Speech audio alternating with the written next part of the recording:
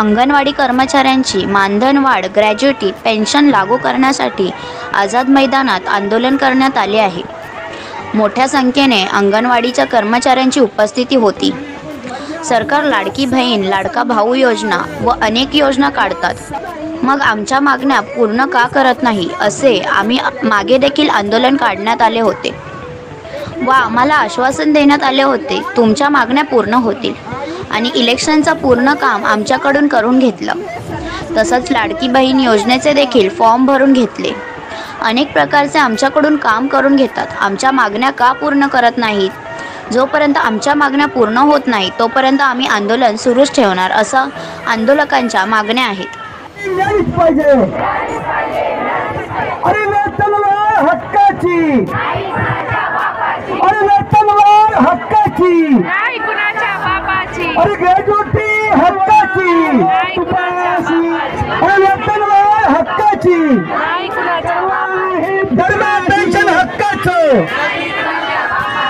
दरम्या pension हक्काचं, नाही कुणाच्या बापाचं, अंगणवाडी कर्मचारी कृती समितीचा, अंगणवाडी कर्मचारी कृती समितीचा अरे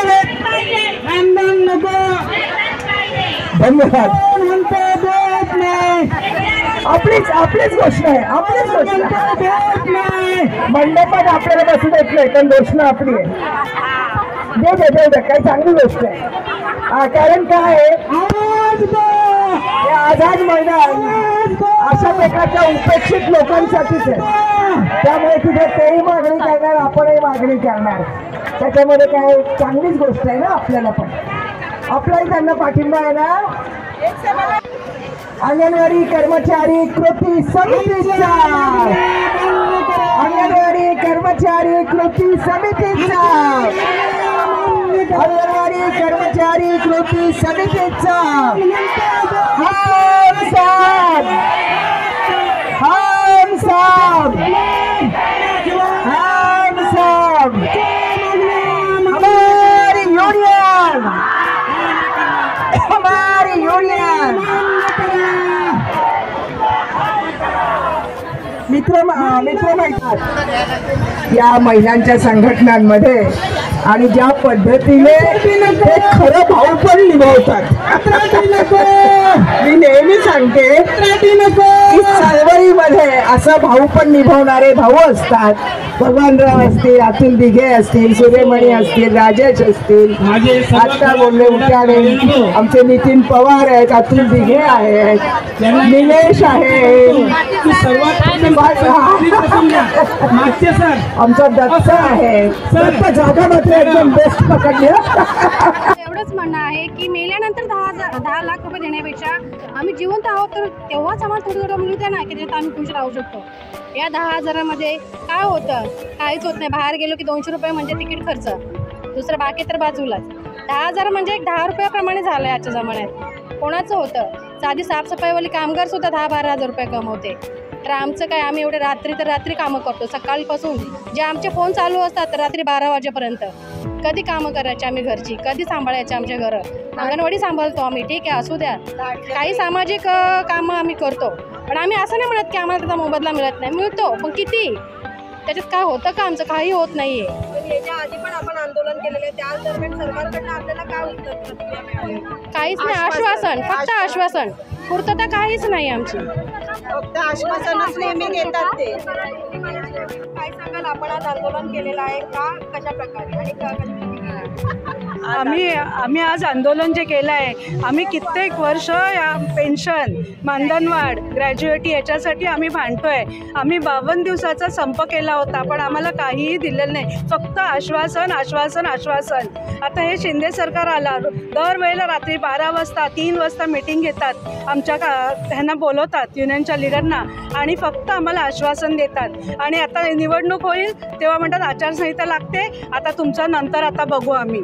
तर हे आश्वासन आम्हाला नको आहे। जोपर्यंत आम्हाला आता हे मिळत नाही आहे तोपर्यंत आम्ही इथून हलणार नाही आहे। हमारी युनियन,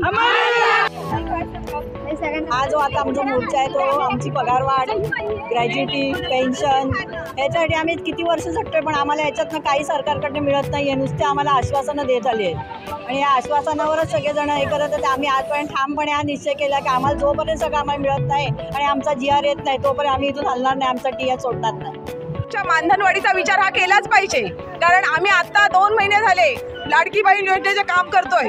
त्यातून आमची इतर कामं पण असतातच. आधार नोंदणी त्यांची कॅम्प भरवली जाते, पोलिओची असतात, बाकी लसीकरणाचे सगळी कामं करून आम्ही तरी पण ते पेन्शनचा पण विचार करत नाही ना. आमच्या मानधनवाढीचा तर किती वर्ष झालं हा प्रश्न रखडलेला आहे आणि मागचे 2 महिन्याचं तर आम्हाला मानधन सुद्धा मिळालेलं नाही. मिळतंय मानधन ते पण तुटपुंज आणि वेळेवर पण मिळत नाही. GR काढतायत असंच दरवेळेस सांगतायत, पण GR निकाली काढत नाहीये. नमस्कार, मी अंगणवाडी सेविका कांता गायकवाड. तर या सरकारला माझे असे म्हणजे सांगणे आहे की बहीण माझी लाडकी हे काम आमच्याकडे दिलेलं आहे या सरकारने. मग आम्ही रात्रीचे 2-2 वाजेपर्यंत हे काम करत बसलेलो आहे.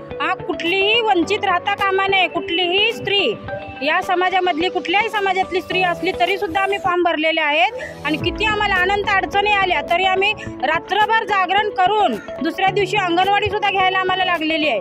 तरीसुद्धा या सरकारला जाग येत नाही की इतर स्त्रिया त्यांची बहीण आहेत, लाडकी बहीण, पण आम्ही का लाडकी बहीण नाही आहे? अंगणवाडी सेविका आणि मदतनीस त्यांचा विचार काय हे सरकार करत नाही. तर या सरकारने लवकरात लवकर निर्णय घ्यावा अशी माझी सरकारला विनंती आहे. आणि अंगणवाडी सेविका जर सरकारने निर्णय घेतला तर खरोखर मी 100% या सरकारला सांगेन की आम्ही सर्वजण सर तुमच्या पाठीशी आहोत. धन्यवाद. नवीन घडामोडी पाहण्यासाठी आजच आम्ही मुंबईकर 24 तासला लाईक करा, सबस्क्राईब करा आणि अपडेट राहा.